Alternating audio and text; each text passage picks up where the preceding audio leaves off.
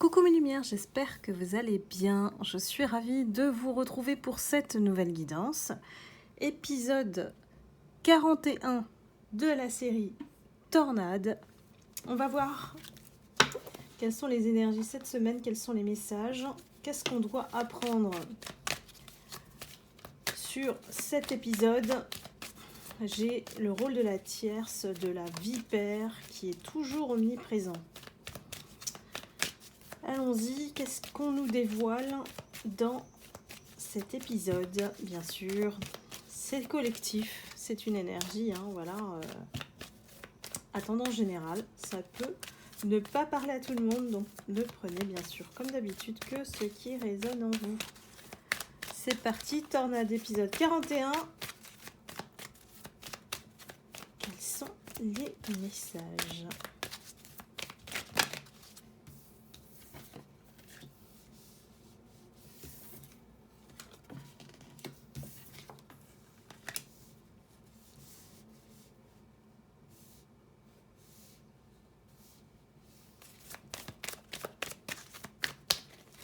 Nous avons une situation qui est en train de mourir.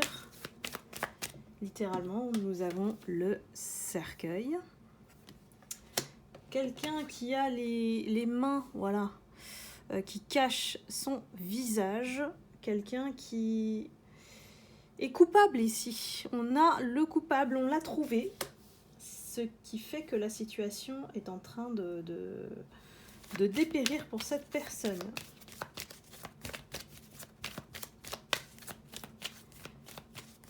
On a l'intervention, on a plusieurs personnages ici.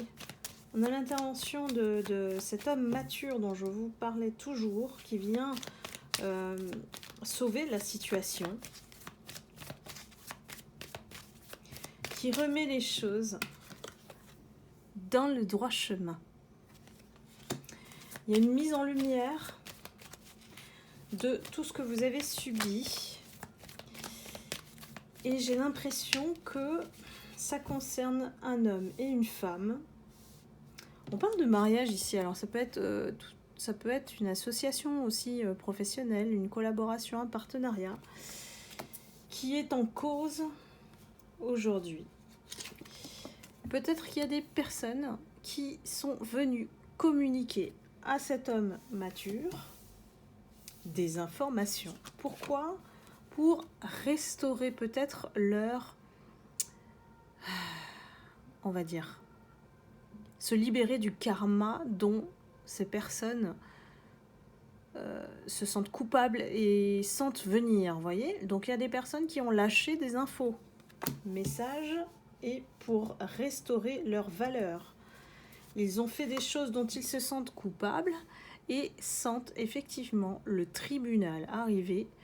Alors quand je dis tribunal, c'est la sentence, la découverte de la vérité de ce qui a été fait. Peut-être que avec cette symbolique aussi, c'est que peut-être que vous étiez en total désespoir dans cette situation et qu'on a essayé de vous mettre hors d'état de nuire. On a essayé de vous mettre à l'écart complètement, de vous écarter de la situation, voire de vous éliminer, de vous faire partir de la situation, surtout si c'est au niveau du travail. Peut-être qu'il y a eu un complot pour vous faire partir, démissionner, parce que ces personnes ne voulaient pas que vous restiez là, que les personnes avec qui elles ne s'entendaient pas, c'était un complot entre eux, c'était un groupe. Et ils se sont entendus ensemble pour vous pousser à bout. Et au départ, je pense que vous aviez une alliance, une collaboration, ou alors peut-être un mariage. On a essayé de casser un mariage ici, une union. Ou alors on sentait que cette union allait déboucher vers un mariage ou une belle association.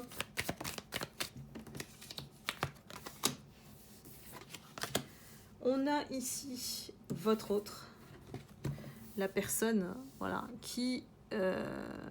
de qui on a essayé de vous séparer, où on vous a éloigné, qui pense toujours à vous. Et on a cette communauté-là, à côté. Voilà, je pense qu'il y a des situations où vraiment il y avait une fusion. On était en fusion avec cette personne au départ. Et on a essayé de tout détruire, de se mettre entre vous. Et le rôle de cette communauté a été fatal. Ça a été un clan vraiment contre vous, quoi. Donc dites-moi si ça vous parle. J'ai cet homme mature qui aujourd'hui réfléchit à la situation face à tout ce qu'il a collecté comme aveu, on va dire ça comme ça, aveu, de manière peut-être intentionnelle, peut-être qu'on est allé le voir pour dire des choses. Il est en train de trier les informations. Ici, il n'a pas tout éclairci. En tout cas, à ce jour, le jour où vous regardez la vidéo, évidemment, ça va évoluer. Hein. On est au 41e épisode quand même de la tornade. Et tout tourne autour du même sujet. Vous, mes lumières, on vous voit comme une femme, une dame privilégiée. Alors interchangée, bien sûr, si vous êtes un homme. Quelqu'un qui avait beaucoup de valeur, du prestige, du charisme. On vous envie parce que vous avez cette fière allure et avec beaucoup d'élégance, de charisme. Et en fait, tous les sujets tournent autour de vous, comme si vous étiez une star, une célébrité, quelqu'un de connu, mais au milieu du travail, vous voyez, très populaire. Mais vous savez qu'on parle de bien ou en mal d'une personne, en fait, elle est populaire, même si on en parle en mal. Donc il y a quelque chose en vous, effectivement, qui crée des envieux. Donc ça, cet homme-là, qui est en train de réfléchir, il l'a compris. Parce que tout ce qu'il a collecté, c'était des choses entre les médisances et les choses inventées, les mensonges qu'on a dit sur vous, c'était toujours mauvais. Donc à un moment donné, cet homme, il s'est posé des questions, mais pourquoi on s'acharne sur vous comme ça, alors que vous n'avez pas l'allure d'une personne aussi mauvaise. En fait, ce qu'on comprend, c'est que ils ont vraiment inversé les rôles pour vous désigner bouc émissaire pour couvrir, attention, ce qu'ils faisaient dans les coulisses. On me parle de fraude, on me parle de corruption, on me parle de confidentialité non respectée. Alors là, je ne sais pas de quoi ça parle. En tout cas, ça doit résonner en vous si ça vous concerne. On a peut-être aussi essayé de vous mettre en mauvaise santé, de vous insuffler des énergies tellement néfastes. Vous en avez tellement reçu, puisque c'est une communauté, que voilà, vous étiez épuisé. Vous avez fait un long voyage avec ces mauvaises énergies toxiques là.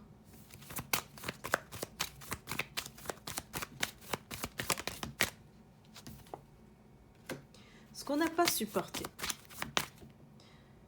Je crois que ça c'est la vipère en dessous. Elle sort pas là, mais moi je la sens, vous voyez, un petit peu en dessous quoi. Toujours à vous regarder, à vous observer, à vous imiter, et puis à médire sur vous. Ça c'est franchement gros karma pour la vipère. Hein. Je pense que c'est une sorcière, alors dans le sens où elle a pu jeter des sorts pour aveugler les hommes et avoir une technique de drague tellement affûtée, tellement rusée, que tous les hommes sont tombés dans son piège. Mais son piège, heureusement, ne dure jamais. Et là, avec cet homme-là qui est en train de réfléchir. C'est pas un homme commun, c'est pas un homme comme d'habitude. Elle fait pas confiance à 100% à cet homme-là, mais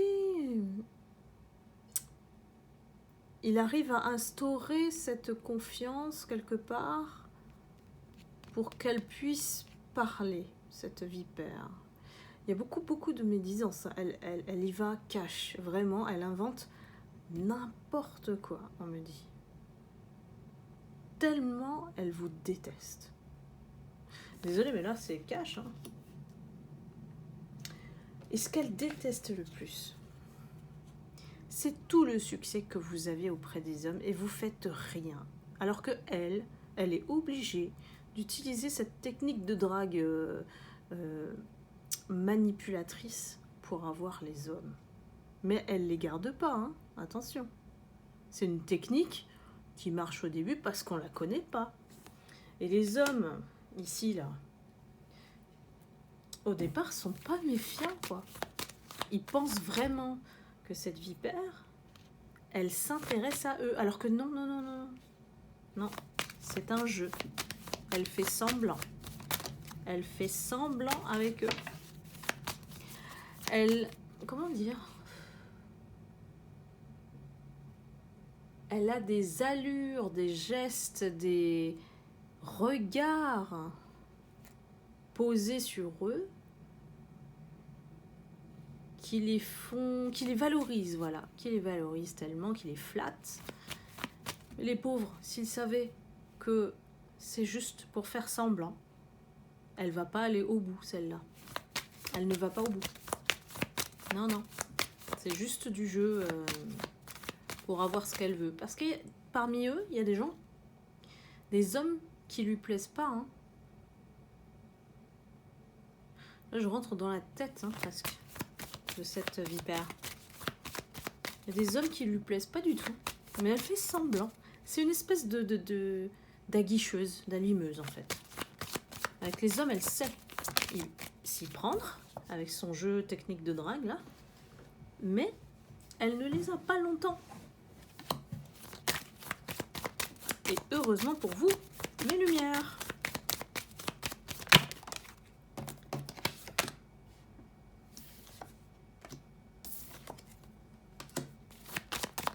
On continue. C'est une femme qui a des enfants. C'est une femme qui a des enfants. C'est un indice, hein. Ou alors, elle peut prendre un air un peu enfantine, vous voyez ? Un peu niaise, naïve. Et les hommes, surtout faibles et protecteurs, bah, ça tombe dedans.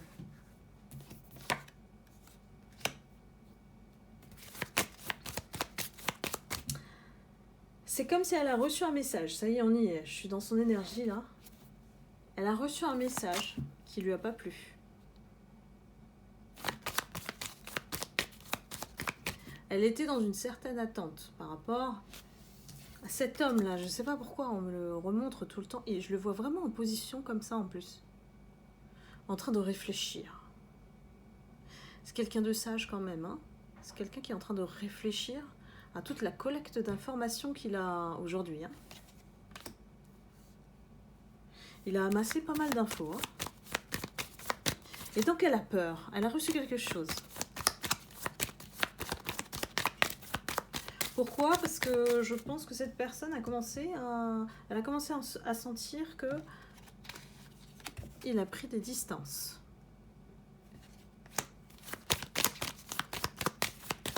C'est un véritable épisode entier, la tornade.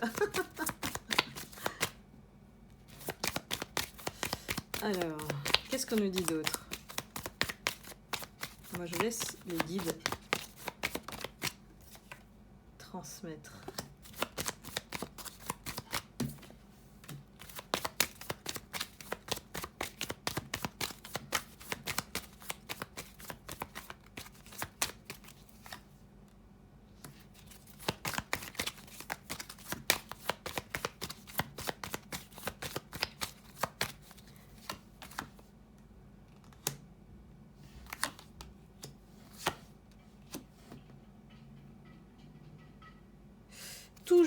toujours, ce qui l'intéresse, c'est ses intérêts. C'est ses intérêts. Et se montrer avec les personnes qui ont de la richesse, qui ont des signes extérieurs de richesse. Elle n'aime vraiment utiliser de ses charmes. Vous voyez cette dame, elle utilise ses charmes pour dompter les hommes.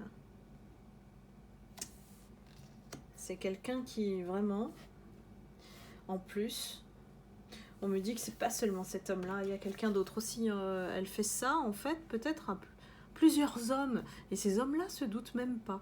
Je sais pas comment elle fait. Je pense que c'est jeter des sorts sur eux. Hein. Comme si elle met un voile pour aveugler complètement ces hommes-là. Ils sont, excusez-moi, gaga devant celle-là, devant cette vipère. Ils la voient comme l'innocence même. Alors que ce n'est pas ça. Elle cache vraiment son vrai visage de vipère, destructrice, manipulatrice.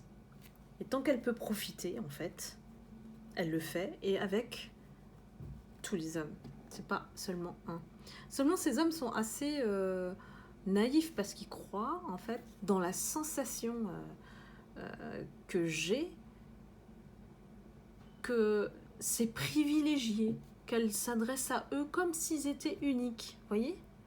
Elle arrive vraiment à bluffer. Voilà, c'est du bluff. C'est du bluff, ce qu'elle fait. On est sur le portrait de la vipère, là.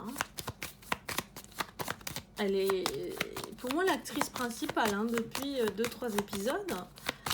C'est elle qui se met en avant, c'est elle qui bouge les lignes. Et comme elle bouge les lignes, eh bien, on voit que c'est elle qui a un problème. Elle se sent peut-être en position de force, mais il a commencé déjà à prendre des distances. Donc tôt ou tard, elle est inquiète là. Tôt ou tard, voilà, ça va tomber la situation en pauvreté ici. Et on a la cour, donc justice, tribunal. J'ai le mot magouille. C'est pour ça que j'ai corruption, fraude.